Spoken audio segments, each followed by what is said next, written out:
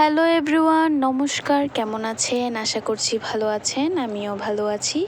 এই বৃষ্টিময় দিনে আপনাদের কাছে নিয়ে এসেছি ঢ্যাঁড়সের পাকোড়া নিয়ে। তো আমি প্রথমে ঢ্যাঁড়সের পাকোড়া বানাতে যা যা করেছি তা আজকে আপনাদের সাথে শেয়ার করলাম। ভালো লাগলে অবশ্যই লাইক কমেন্ট করে পাশে থাকবেন।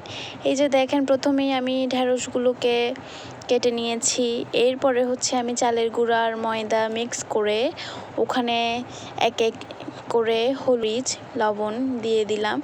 কিন্তু ভেন্ডিতে আমি প্রথমে লবণ মাখিয়ে রেখেছিলাম যাতে ভেন্ডিগুলোতে ভিতরে লবণ ঢুকে। এরপরে চালের গুঁড়ি যেখানে নিয়েছি সেখানে সব কিছু অ্যাড করে পানি দিয়ে একটু হালকাভাবে পানি দিয়ে সব কিছু মিক্স করে নিলাম। এরপর এক এক করে ভেন্ডিগুলো সবগুলো ওই মিক্সটাতে আমি দিয়ে দিলাম। এরপর চুলাতে কড়াই বসালাম, যেহেতু আমাদের গ্যাসের চুলো, আমার বাপের বাড়িতে গ্যাসের চুলো, তো ওখানে কড়াইয়ে বসাইছিলাম। এরপর তেল গরম করেছি, তেলের উপর এক এক করে ভেন্ডিগুলো দিয়ে দিয়েছি। এত টেস্ট হয়েছে বলার বাহিরে। শেষ অবধি দেখবেন। আমার ছোটো ভাইকে দিয়েই টেস্ট করিয়েছি, সে তো মহা খুশি এই ঢেঁড়সের নতুন রেসিপি পেয়ে।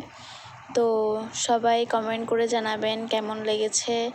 আর আমার ভিডিওটি যদি ভালো লাগে অবশ্যই টাইমলাইনে আপনারা সেভ করে রেখে দিবেন। আপনারাও আপনাদের পরিবারকে এভাবে বানিয়ে খাওয়াইতে পারেন।